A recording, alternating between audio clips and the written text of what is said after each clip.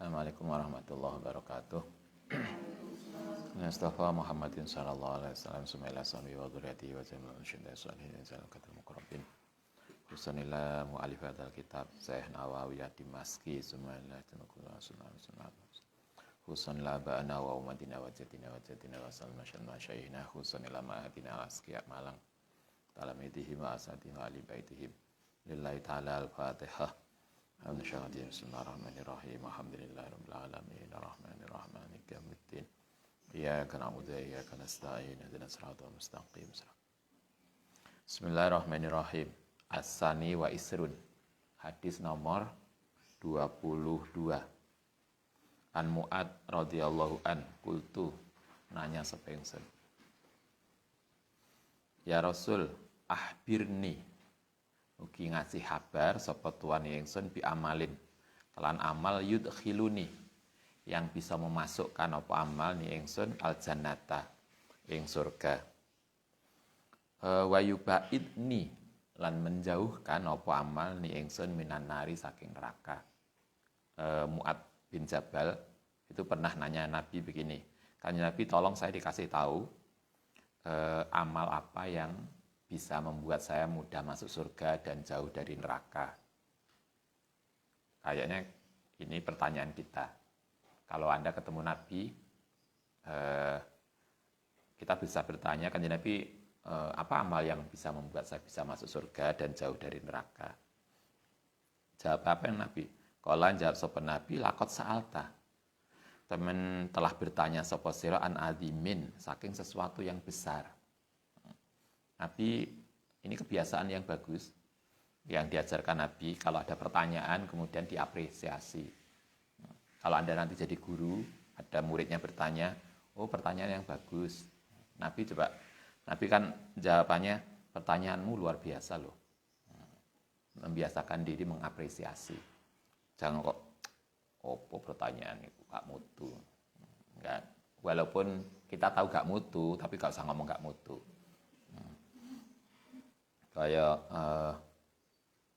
Jadi kayak gini, kayak kalau Anda jadi guru nanti kemudian atau jadi orang tua atau jadi guru kemudian ada pertanyaan, kita bisa mengatakan pertanyaannya mesti nggak gitu, pertanyaannya lebih digeser ke sini.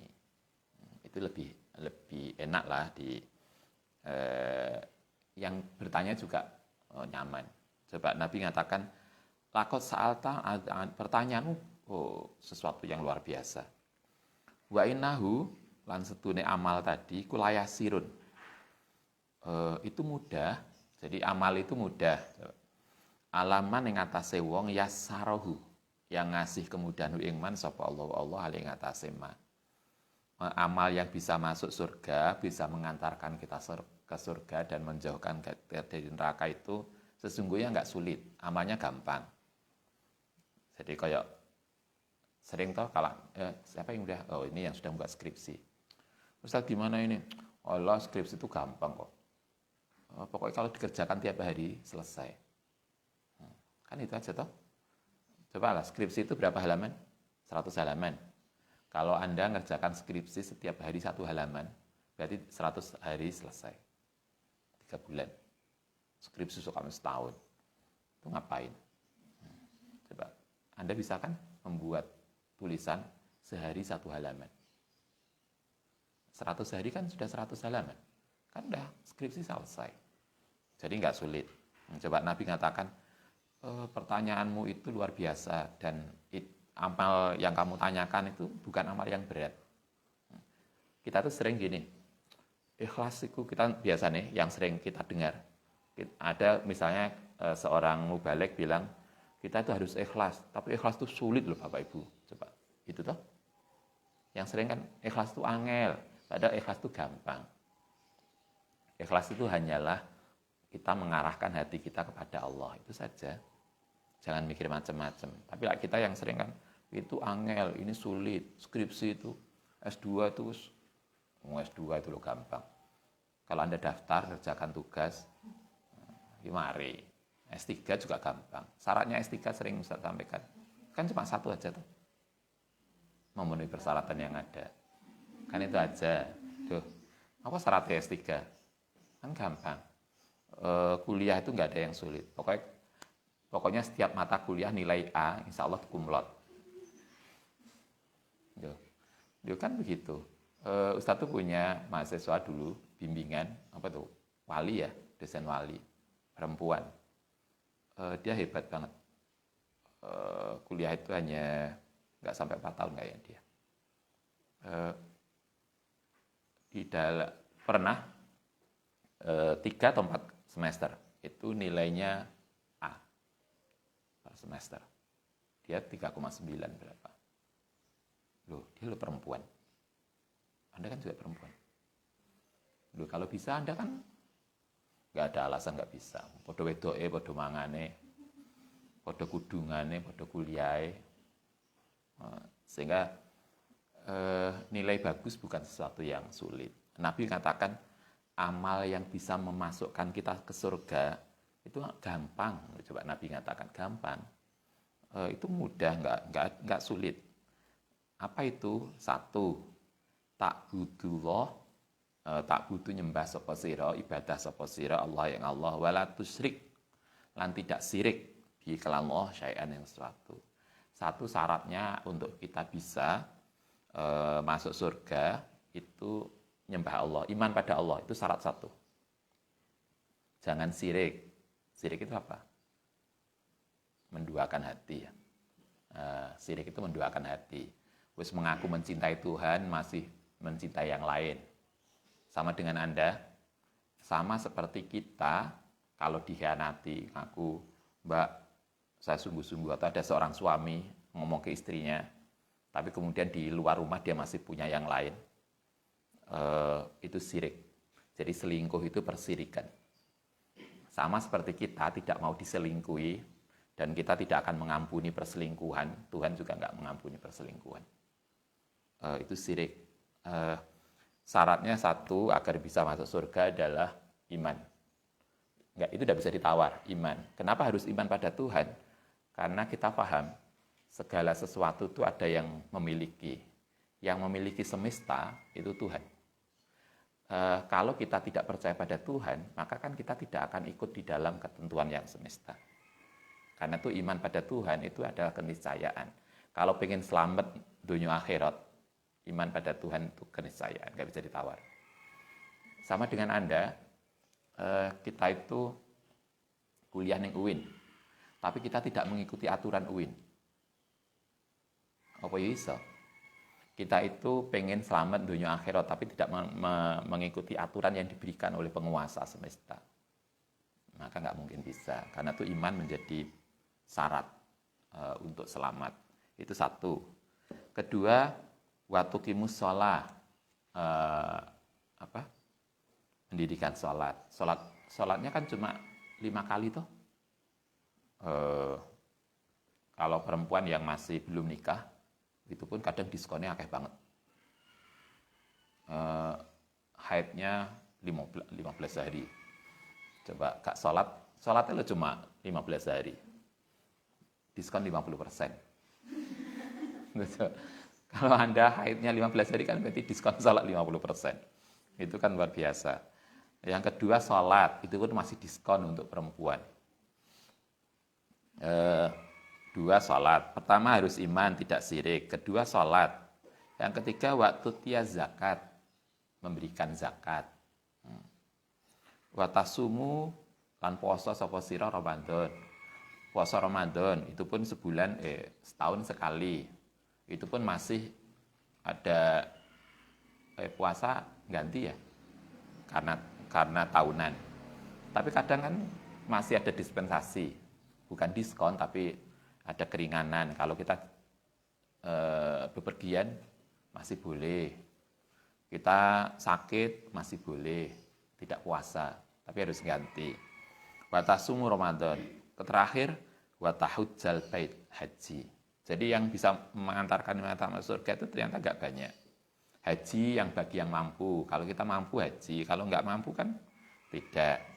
Hajinya orang yang nggak mampu apa? Kalau kita nggak mampu secara ekonomi untuk pergi haji, ada tuh gantinya. Sholat Jumat, ikut jamaah Jumat itu adalah nilainya sama dengan haji bagi orang miskin. Ini kok al-ikhlas dari Jumat. Itu kan pada haji. Mulai kan alhamdulillah pada haji. Kan hadisnya ada toh bahwa haji itu nilainya sama dengan Jumat itu nilainya sama dengan haji. Karena itu kalau di sini tidak biasa perempuan ikut Jumatan. Perempuan itu ikut Jumatan tidak wajib, tapi boleh. Dan kalau Anda ikut Jumatan, itu bisa menggugurkan kewajiban sholat duhur. Sehingga kalau di rumah, di Nganjuk itu, ibu-ibu itu biasa Jumatan. Jadi kalau Jumat ya ibu-ibu Jumatan biasa. Walaupun nggak wajib, Jumatan bagi mereka boleh. Kayaknya kalau di sini nggak biasa. Kalau Anda Jumatan, maka kewajiban sholat duhur gugur. Jadi karena tergantikan dengan Jumatan. Tetapi untuk Anda yang di rumah, yang laki-laki, kita harus paham. Kalau kita ngikuti mazhab Syafi'i, Jumatan itu kan 2 rakaat. Gitu kan? Jumatan itu 2 rakaat. Sementara duhur itu 4 rakaat. Dalam mazhab Syafi'i dikatakan, Jumatan yang 2 rakaat itu tidak cukup memenuhi duhur yang 4 rakaat. Karena 2 tidak bisa mengganti yang banyak. Berarti kurang 2. Apa kurang 2 ini? Diganti dengan mendengarkan khutbah 2. Sehingga sholat Jumat yang bisa menggugurkan kewajiban sholat duhur itu harus dimulai dengan mendengarkan khutbah 2 plus Jumatan 2. Sehingga kalau di ma'had biasanya Allahu Akbar, qomat lagi bodoh geruduk. Maka kalau kita mengikuti mazhab Syafi'i nggak bisa menggugurkan sholat duhur. Dia tetap harus kewajiban sholat duhur. Mestinya begitu. Loro kok nggak dipapat, kok nyaman, kan begitu. Itu yang kita harus perhatikan. Sehingga kalau Anda nanti jadi istri kemudian punya suami, maka suami harus diobrak-obrak. Jumatan loh, kalau sampai ketinggalan khutbah, maka berarti tidak memadai untuk ganti duhurnya, sehingga duhurnya tetap harus wajib. Sehingga berangkatnya itu harus sebelum khutbah, bukan qomat. Nah, itu yang harus juga kita pahami. Tidak kemudian terakhir. Bukan sekedar qomat kadang. Ketinggalan 1 rakaat. Ustaz kadang lihat itu kalau kita Jumatan di ma'had. Qomat kadang wis 1 rakaat kedua enek sing lagi teko. Jumatannya sah karena secara umum Jumatan itu kewajibannya adalah iso bareng imam sholat Jumat minimal 1 rakaat. Jumatannya sah, tetapi dia tidak mengganti sholat duhur. Jadi Jumatan itu kemudian tidak menggugurkan sholat duhur. Nah, itu yang jadi kewajiban Jumatannya sah, tetapi dia tidak menggugurkan kewajiban sholat duhur, sehingga tetap harus sholat duhur. Itu yang gitu-gitulah kita juga harus paham. 5 ini tidak syirik, tidak ngelakoni sholat, zakat, puasa, itu bisa mengantarkan kita ke surga dengan gampang. Sumakola, oke, itu satu informasi yang penting untuk kita. Sumakola kemudian ngucap lagi sapa Mu'ad tadi, ala aduluka. Sumakola kemudian ngendika sapa Nabi, ala aduluka anata tidak menunjukkan sapa ingsun kang sira ala awabil khair ing atase bab kebaikan, pintu kebaikan. Tadi 5 tadi adalah amal yang bisa memasukkan kita ke surga. Sekarang Nabi menambahkan pintu kebaikan. Jadi jalan kebaikan. Nabi mengatakan gini, as-saumu utai puasa itu junatun. Junatun itu perisai. Perisai itu apa? Tameng. Perisai ya. Jadi puasa itu bisa menjaga kita dari sesuatu yang nggak baik. Contoh paling mudah, kalau kita poso itu kan kita akan menjaga dari sesuatu, misalnya kita mau ngerasani, iya aku poso, gitu kan? Sehingga puasa itu junatun. Mocone junatun ya, bukan jinatun. Kalimatnya podo, hurufnya podo, hanya beda harokat. Kalau dibaca jinatun jadi jin. Kalau janatun jadi surga. Kalau junatun tameng. Bacanya kita harus benar. As-saumu itu junatun. Wasodakotu tai sedekah ikut tutfi'u, bisa tutfi'u, memadamkan al-khotiata atau menghapuskan al-khotiata ing kesalahan. Kama tutfi'u kaya oleh memadamkan apa al-ma'u air an-naro ing api. Kata Nabi, sedekah itu bisa memadamkan kesalahan. Jadi kalau hadis yang lain, sedekah itu bisa menolak bencana. Sama seperti api, itu bisa mudah dipadamkan oleh air. Sama seperti air memadamkan api. Sehingga kalau kita itu ingin insya Allah selamat, biasakan sedekah. Biasakan sedekah, insya Allah lancar. Sehingga kalau ada orang ngemis, jangan pernah tidak ngasih. Gak usah ngomong macam-macam. Kasih aja. Kalau kita nggak seret, yo dikasih sekadarnya. Misalnya anak sing badannya bagus banget, sehat gitu ya maksudnya. Masih muda, sehat, ngemis. Nggak usah bilang, masih muda gak nyaut gawe lah. Nggak usah ngomong macam-macam lah. Kasih aja, kalau kita nggak yakin, ya kasih sekadarnya. Itu nggak usah ngomong. Semoga kemudian sedekah kita itu bisa menyelamatkan kita. Itu satu, puasa sunnah tentu. Kalau wajib kan udah jelas. Kemudian ini sedekah. Ketiga apa? Wa sholatur rajuli, lan sholatnya seseorang fi jawfil laili, ing dalam tengah malam. Ini sholat tahajud, bukan sholat isya ketinggalan. Rajin mbak iku. Padahal sholat isya ketinggalan, enggak. Jadi sholat malam itu salah satu bentuk pintu kebaikan. Jadi kalau kita itu ingin hidup kita baik, hidup kita itu terjaga, salah satu amalan yang bisa kita lakukan adalah biasakan sholat malam. Kalau kita ngaji di Al-Quran kan jelas toh, wa minal laili fatahajjat. Dari sebagian malam lakukan tahajud. Untuk apa tahajud? Maqamah mahmudah.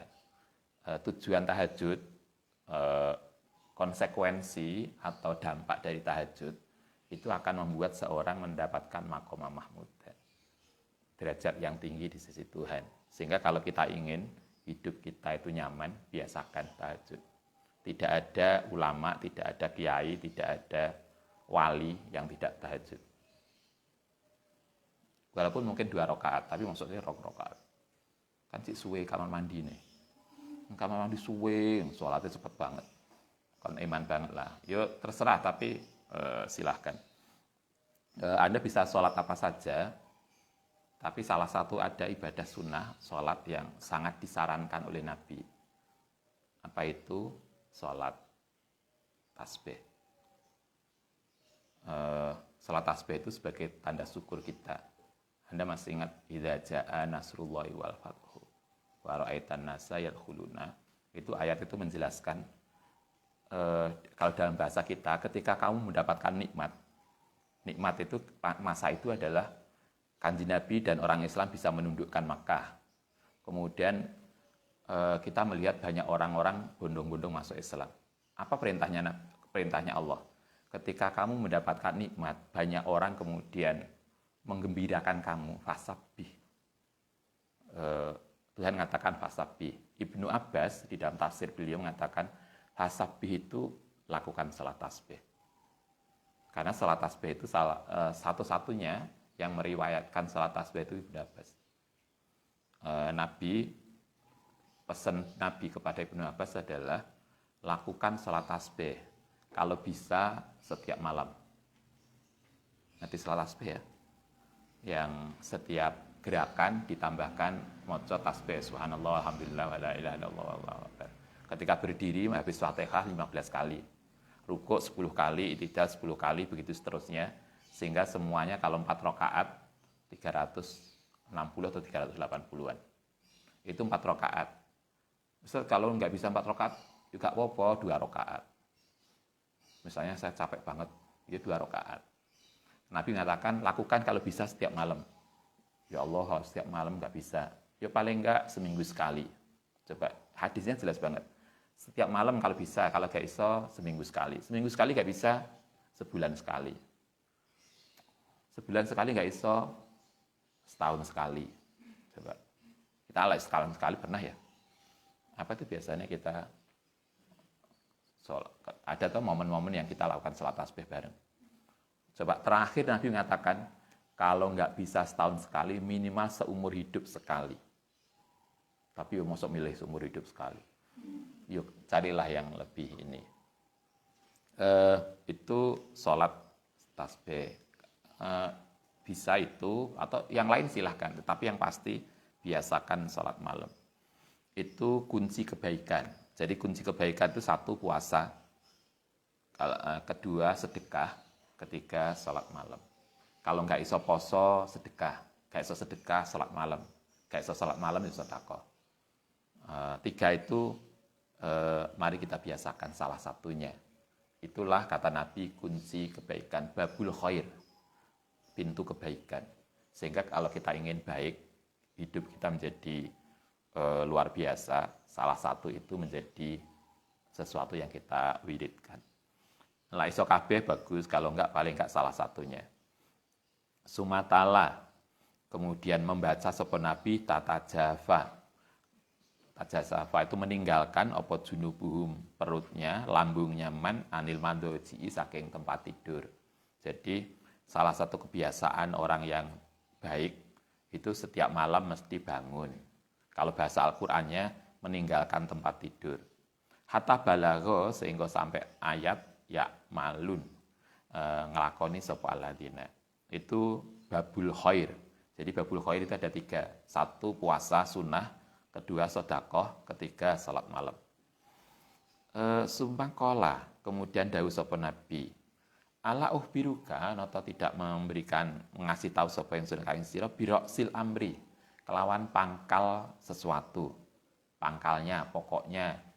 Pangkal sesuatu. Wa umudihi, lan tiangnya sesuatu. Wa dirwati sanamihi, lan puncaknya sesuatu. Kalau dirwati sanamin itu bahasa aslinya, makna aslinya itu kayak begini. Sanam itu unta. Jadi kalau unta punggung unta, itu bagian punuknya itu dirwah. Jadi kalau kita membahasakan puncak lah, puncak dari sesuatu. Dirwatu sanamihi, kala ngendiku tu matur sapa ingsun, bala nggih ya Rasulullah. Kala dawuh sapa Nabi, ra'sul amri, utai pangkal sesuatu, pokoknya sesuatu adalah al-islamu, Islam.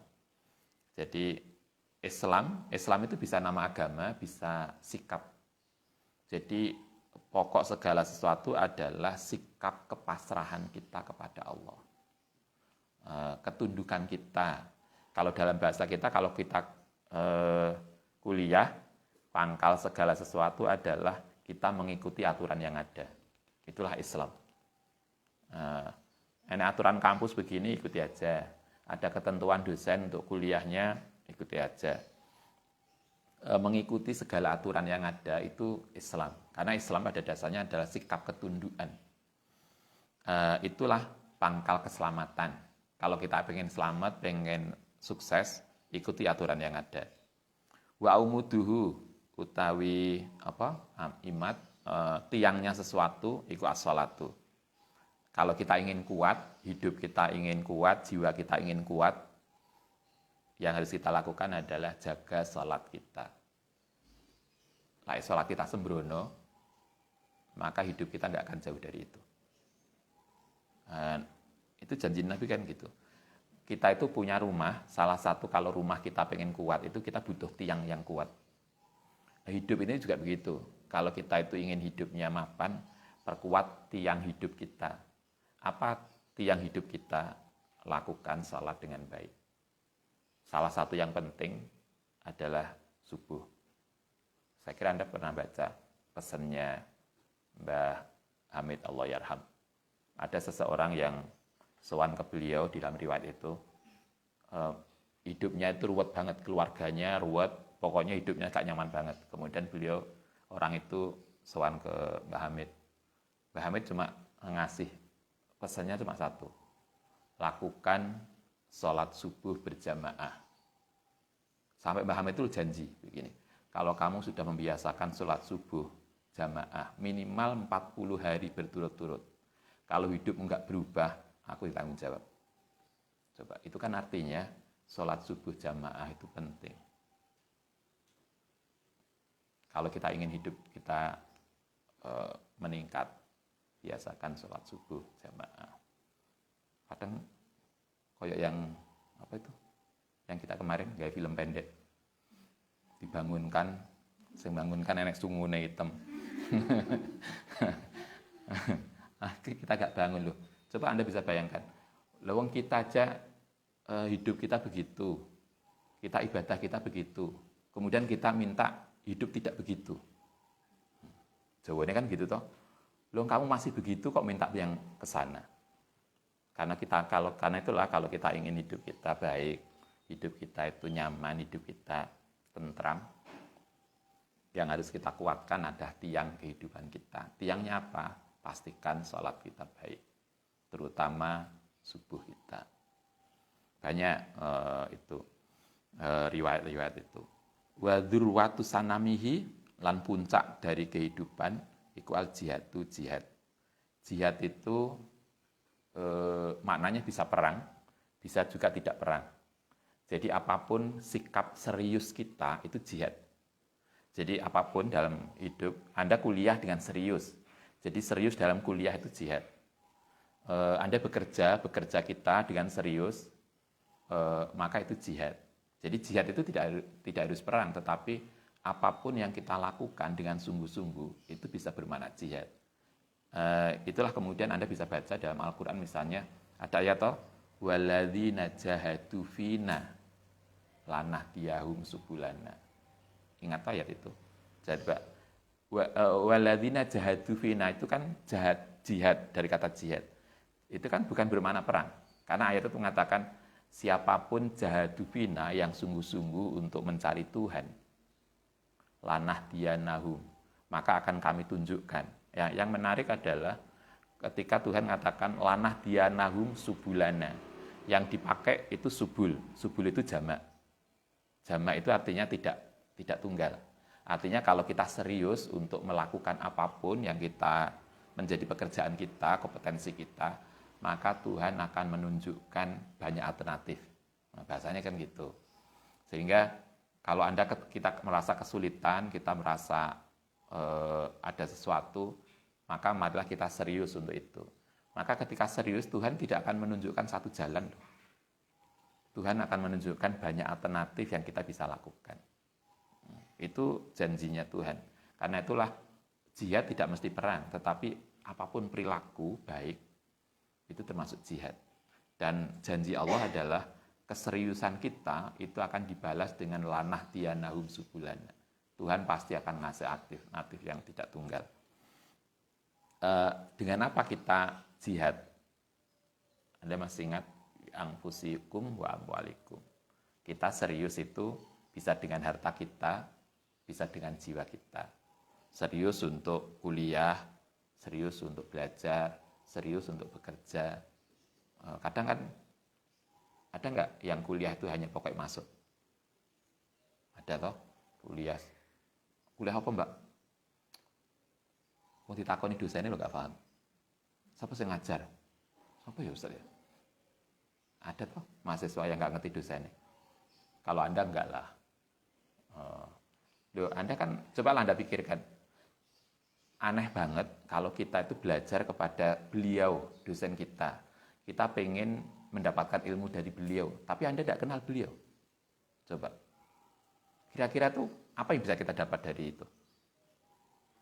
Itu aneh banget.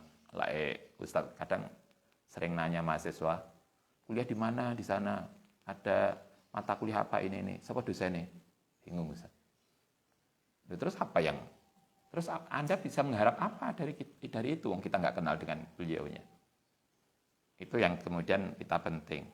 Jadi apapun kita harus lakukan dengan serius, jangan setengah-setengah. Itulah kenapa sejak awal mondok saya Ustaz sampaikan, benar niatnya ditata. Karena hasil yang akan kita peroleh itu terkait dengan niat kita. Anda kuliah untuk apa toh? Kita mondok untuk apa? Kita bekerja untuk apa? Kalau Anda sudah bekerja, Anda sebetulnya bekerja untuk apa? Yo, barangkali ketemu, Ustaz. Ketemu dengan calonnya, ketemu dengan enek loh yang kuliah itu motivasinya. Apa kok kuliah S2? Ustaz, waiting list. Nyari nunggu barangkali ketemu di pasca dengan kakak kelas atau sesuatu yang lebih menjanjikan daripada teman-teman sama teman S1. Ya kalau Ustaz sering katakan carilah suami yang tidak sekelas. Kalau sekelas itu kan gak kreatif. Mosok sakmene ini sakmene gede ini cuma sekelas. Kreatif dikit lah, sehingga untuk kakak kelas. Ini kan ada Mbak Bella, carilah informasi ke dia. Yang kemudian S1 nyari S2, yang S2 nyari S3. Jadi tidak sekelas. Oke. Sumakola kemudian ngendika sapa Nabi ala uhbiruka. Ana torat ngasih kabar sapa ingsun kang sira bimalaki dzalika. Dengan sesuatu yang mengendalikan semua.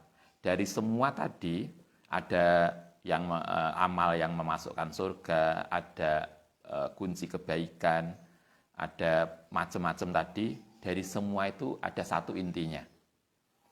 Kultu matur sapa ingsun bala nggih ya Rasulullah. Inti dari semua ibadah, inti dari semua keselamatan, apa itu? Fa'ahoda. Kemudian ngambil sapa Nabi bila sianhi klan lisane Nabi. Kala ngendika sapa Nabi kufa jogo sapa sira alaika ing atase sira hada. Kata Nabi kemudian mengatakan puncak inti dari semua kebaikan ini loh. Jaga mulutmu. Jaga mulut. Jaga ucapan. Kita sering di antara kita itu tidak bisa menjaga ucapan. Ucapan tidak hanya lisan sekarang ya. Jaga update status. Itulah yang sering saya sampaikan.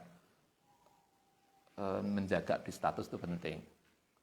Jangan sampai kemudian update status kita justru menjadi sesuatu yang enggak baik. Di dalam hadis sahih Nabi mengatakan al-muslimu man salimal muslim min lisanihi. Kata Nabi, orang Islam itu indikatornya adalah salah satunya orang lain selamat dari update status kita. Status kalau di Twitter atau di Facebook kan ada grup-grup itu yang senengannya mencela yang tidak satu grup. Jadi status itu mesti menjelekkan kelompok yang tidak sama dengan dia.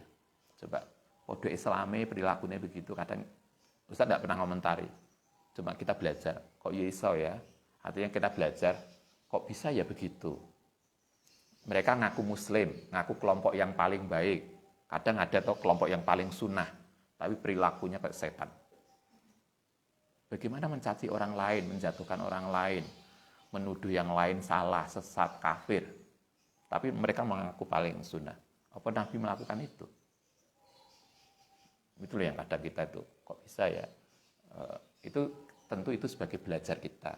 Jangan sampai kemudian kita seperti itu. Jaga mulut, jaga lisan, jaga update status kita. Fakultu maka matur sapa ingsun ya Nabi Allah, wa inna la mu'ahaduna. Sedune kita iku la mu'ahaduna, orang yang ngambil sapa kita bima kelan bareng natakalamu, yang mengucapkan sapa kita bi kelan ma. Fakola kata ini siapa namanya Mu'ad. Nah Nabi, kalau kita kan juga menjaga mulut kita, tapi dengan konteks yang Kayaknya enggak sama. Fakola kemudian jawab sopan Nabi, sakilat ka umuka. Kalau bahasa terjemahan aslinya begini, sakilat ka, semoga membunuh ka ing sira sapa umuka. Ini istilah, kalau bahasa kita mungkin apa ya? Kalau kita sering tahu lah enek nyeleduk, salah, ngawur. Nah gitulah, mungkin Nabi juga gitu. Nabi kita kan biasa megang mulut kita. Oh ngawur aja, kayak gitulah. Nah, gitulah Nabi. Jadi kita memaknakan tidak, semoga ibumu membunuhmu. Terjemahannya gitu biasanya. Nah, padahal nggak begitu. Itu kan kayak istilah-istilah yang biasa kita lakukan.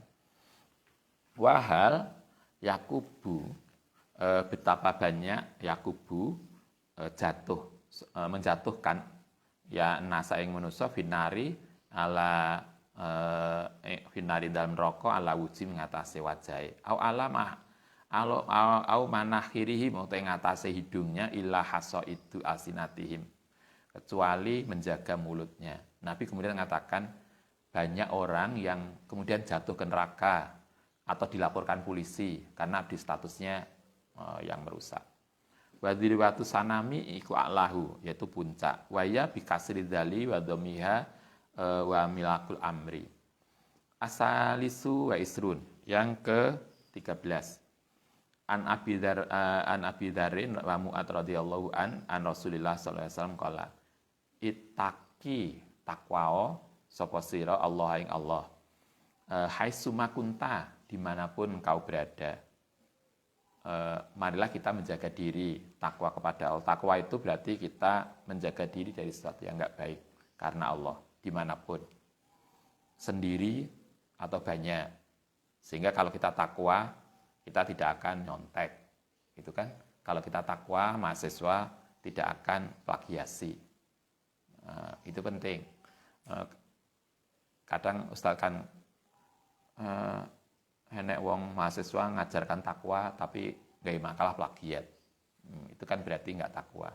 Masih ingat dulu kemarin, beberapa tahun kemarin, ada seorang dai malam ceramah tentang takwa, paginya cekel KPK. Itu kan, itu artinya kita sering bicara takwa itu di masjid, tapi perilaku kita tidak sama dengan itu. Ketika dia ditangkap KPK karena korupsi, itu kan berarti seolah-olah perilaku politis itu tidak termasuk takwa. Padahal mestinya tidak. Wa tabi lan ngikuti sapa sira asaiata ing keburukan, alhasanata ing kebaikan. Kalau kita jatuh nggak sengaja tanpa disadari jatuh salah, segeralah kita mengganti dengan kebaikan. Itu penting. Tamhuha, kenapa harus begitu? Tamhuha akan menghapus atau nutupi apa kebaikan ha ing kesalahan. Wa kholiki lan bergaulah sapa sira anasa ing manusa bihulukin hasanin, dengan akhlak yang baik. Pesan Nabi itu 3 hadis ini. 1, ingatlah Allah dimanapun berada, sehingga dengan ingat itu kita menjaga dari segala sesuatu yang enggak baik. Itu 1. Yang kedua, kalau kita kemudian jatuh pada sesuatu yang salah, yang dosa, segera diikuti dengan perilaku baik, sehingga perilaku baik itu akan menutupi kesalahan kita. Ketiga, bergaul dengan orang lain dengan akhlak yang baik. Arabiu asara, Arabiu wal isrun, yang ke-24. An ibni Irbad ibnu Sariyah radhiyallahu an qala Rasulullah sallallahu alaihi wasallam wa adona ngasih mauidhah sapa Rasulullah sallallahu alaihi wasallam mauidhatan ing sebuah mauidhah wajilat yang membuat bergetar minha saking mauidhah apa alqulubu hati. Kata Irbad, suatu ketika Nabi itu ngasih wejangan yang kita yang mendengar itu sampai bergetar hati kita. Wa darafat lan berderai minha saking mauidhah apal uyunu mata. Para sahabat ketika dikasih wejangan ini, itu hatinya bergetar, air matanya berurai. Kayak kita, lah melu apa biasanya yang nangis-nangis bareng itu? Dulu masuk UIN, masuk kampus pertama enek renungan bersama ya, mari ospek. Kemudian kita nangis-nangis Pak B. Ya kayak gitulah. Kita nangisnya pas itu. Nangisnya karena bareng. Ini sahabat itu ketika dikasih wejangan Nabi juga gitu. Hatinya bergetar, air matanya berurai. Kultu fakulna mau kematur sapa kita ya Rasul, kanaha seolah-olah ana apa mauidhatun iku mauidhatu muwaddain, mauidhah terakhir. Fausina mongko kemudian ngasih wasiat sapa Nabi nang kita. Para sahabat itu merasa itu koyok seolah-olah itu mauidhah terakhir, pesan terakhir dari Nabi. Kala dawuh sapa Nabi begini. Usikum berpesan sapa ingsun kum ing sira bitaqwallah. Pesane Nabi itu satu, takwa pada Allah. Kedua, wasam'i wa taati, sam'i mendengar, wa taati lan taat. Wa in ta'ammara lamun perintah alaikum ing atase sira sapa abdun, seorang hamba. Kalau ada orang walaupun dia budak, kalau omongannya benar, kata Nabi ikuti. Yang sering terjadi kan kita tuh merasa lebih hebat. Karena misalnya kita mahasiswa, kemudian dielena oleh adik kita yang SD. Apa yang muncul? Biasanya kan, mbakmu kulo wis malang melintang, wis makan garam, wis makan garam banyak, nggak usah nuturi. Itu berarti nggak benar. Nabi ngajarkan nggak gitu. Nabi mengajarkan walaupun yang bilang itu budak, coba pembantu budak, kalau dia benar ikuti. Jadi kita itu bukan melihat siapa yang ngomong, tapi apa yang disampaikan. Kalau yang disampaikan baik, ya kita ikuti. Tidak peduli itu dari mana. Itu kedua. Yang ketiga, wa innahu kuman wong yais yang hidup sapa man minkum saking sira. Siapapun yang melakukan kebaikan, mengajak kebaikan, maka silakan diikuti. Fasayara mongko memudahkan ikhtilafan kasiro. Ikhtilafan yang perbedaan pendapat kasiro kang banyak. Kata Nabi kemudian yang ketiga, nanti akan muncul banyak perbedaan pendapat. Sekarang sudah muncul banyak perbedaan pendapat. Kalau kemudian sudah muncul banyak perbedaan pendapat, apa yang harus kita lakukan? Fa'alaikum mongko netepono sapa sira bisunati dengan sunnahku. Kalau muncul banyak perbedaan pendapat, kata Nabi yang harus kita lakukan adalah kembalilah kepada sunnah Rasul. Lihat sunnah Rasul. Itulah kenapa kemudian kita berusaha ngaji itu di antara kitab yang kita baca adalah hadis. Karena kita ingin kita membaca hadisnya. Nabi itu ngajari apa? Kita belajar azkar, betapa banyak hal yang kemudian kita bisa pahami. Itu yang diajarkan Nabi. Sehingga itu penting. Alaikum bisunati, berpeganglah pada sunnahku. Hanya sunnah Nabi tok? Ternyata tidak. Wa sunnati khulafa'ur rasyidin, dan kebiasaan khulafa'ur rasyidin al-mahdiyin yang mendapatkan petunjuk. Contoh paling mudah begini. Kalau kita Ramadan, kita biasa salat tarawih.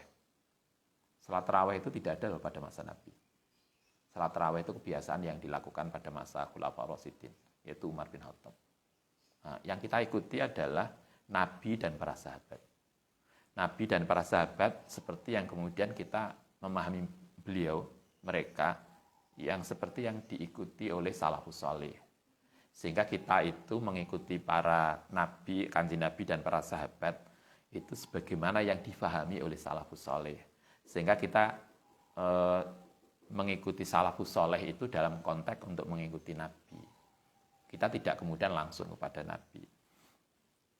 Adu mongko megangon berpegangan sapa sira ale ngatasé sunnati wa sunnati khulafaur rasyidin binawahid jiti, kelawan berpegangan yang kuat. Nawajid itu asalnya, adu itu asal maknanya menggigit.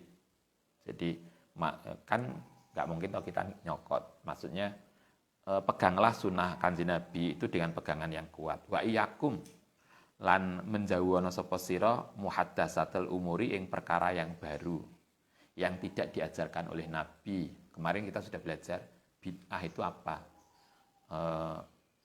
Kemarin Mbah Hasim sudah menyampaikan bid'ah itu apa, indikatornya apa, variabelnya apa. Sehingga kemudian kita jelas apakah ini termasuk bid'ah atau bukan. Nah, ada indikator, ada variabel, ada ruang lingkup di awal ngaji di Saha Ahlussunnah. Jadi ruang lingkup, jadi kayak kalau Anda membuat skripsi, kan Anda tahu ruang lingkup penelitian. Kemudian variabelnya kayak apa, indikatornya apa. Nah, kemarin Mbak Hasim mengajarkan kita begitu. Sehingga kita tahu apakah ini bid'ah atau bukan. Karena tidak semua yang tidak ada pada masa Nabi itu bid'ah. Misalnya terawih itu tidak ada pada masa Nabi. Tapi itu bukan bid'ah, karena itu diajarkan oleh Khulafaur Rasyidin. Ada hal-hal yang kita harus pahami begitu. Kayak celonoan, yang biasa ada toh pakai celono yang di atas lutut. Padahal celono itu tidak ada pada masa Nabi. Yang ada itu pakai jubahan tuh Nabi itu. Kan dulu celana itu kan baru. Malah celana itu kan gaya Eropa kafir. Sehingga kalau Anda yang laki-laki kok pakai celana, itu tasabuh dengan orang non-muslim. Pakainya serban, sarung paling enggak, sirwal. Sehingga yang dilarang itu kan sarung di bawah lutut, di bawah mata kaki. Itu pun Nabi jelas banget. Alasannya adalah karena khuyala, kesombongan, gaya. Kayak Anda buat pakaian besar, karena biar, apa biasanya? Enak toh? Pakaian besar yang sok kaya, atau sok macam-macam. Itu yang nggak boleh. Sehingga karena itu ketika itu Abu Bakar katakan, "Kanjeng Nabi, bagaimana ini pakaian saya juga begini? Di bawah lutut, kamu tidak termasuk itu." Nyatanya Abu Bakar pakaiannya sampai bawah, tapi Nabi mengatakan, "Kamu tidak termasuk itu." Itu artinya tidak semua yang kemudian itu dilarang. Ada alasan yang melakukan itu. Al-Khamisa Asyara, satu hadis lagi. Hadis ke-15, 25 Nabi Mas'ud radhiyallahu an qala Rasulullah sallallahu alaihi wasallam.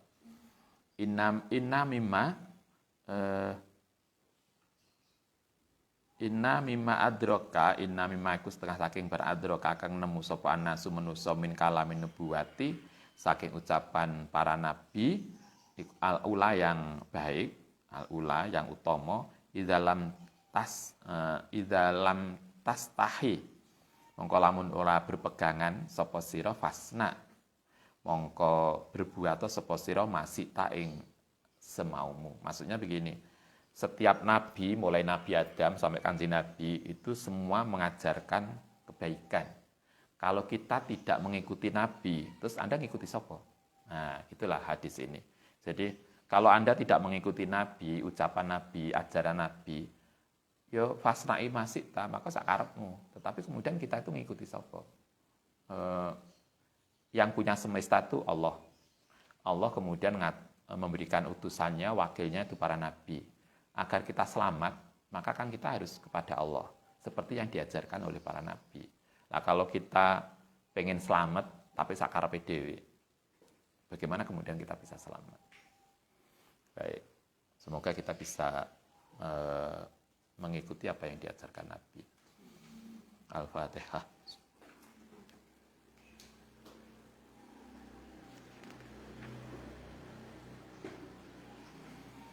Rabbana